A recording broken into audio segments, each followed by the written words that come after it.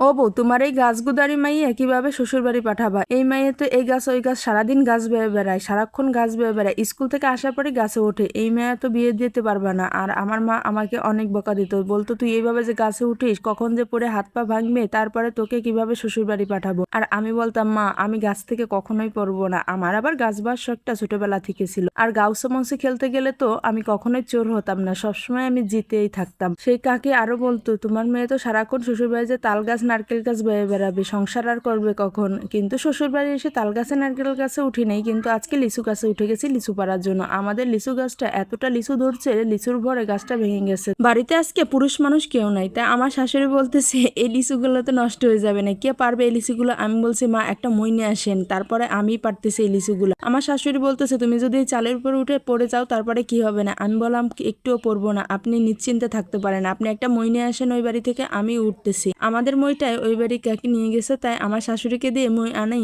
আমি মই দিয়ে চালের উপর উঠে গেলাম। আর এই লিচুগুলো পারতেছি, এত লিচু ধরছে তা বলার মতো না। আমাদের লিচুগুলো অনেক মিষ্টি হয়, কিন্তু বাদুড়ে রাত্রে খেয়ে ফেলা, এর জন্য জালতে ঘিরা হয়েছিল অনেক, কিন্তু তারপর বাদুড়ে অনেক লিচু খেয়ে ফেলছে। আর এই লিচুগুলো কাঁচা কাঁচাই আছে, এখনো পুরোপুরি পাকে নাই। তারপরে এই গাছে অনেক পাতা, তো এর জন্য পাতা আর ফলের ভরে এই ডালটা ভেঙে গেছে। এই ডালটাই সবচেয়ে বেশি লিচু ধরছিল। আর দেখেন কত সুন্দর থুকায় থুকায় লিচু। আমি কোথায় বসা দেখছেন? ওই যে আমি উঠান থেকে কত উঁচাই বসা, গাছে উঠে বসে বসে লিচু ছিটতেছি আর লিচু খাইতেছি। গাছে বসে বসে লিচু খাওয়ার যে কি মজা, সেটা গাছে বসে না লিচু খাইলে আসলে বুঝতে পারবেন না। আমি নিচে ছিঁড়ে ছিঁড়ে বলে রাখতেছি, বল ভরে যাইতেছে। আর এইভাবে ডাল সহকারে রেখে দেবো, যাতে অনেক দিন পর্যন্ত এই লিচুগুলা ভালো থাকে। যদি এমনি ঝুড়ে করে ছিঁড়ি তাহলে আর কি লিচুগুলা নষ্ট হয়ে যাবে। আমরা তো আর লিচু বিক্রি করব না, সব লিচুগুলো তো আমরা খাবো, তাই আমি এই ডাল সহকারে ছিঁড়ে রাখতেছি আর আর বলে ভরতেছি। বল ভরে গেছে, এখন আমার শাশুড়ি এই বলগুলো নামাই নিতেছে মই বেয়ে। দেখ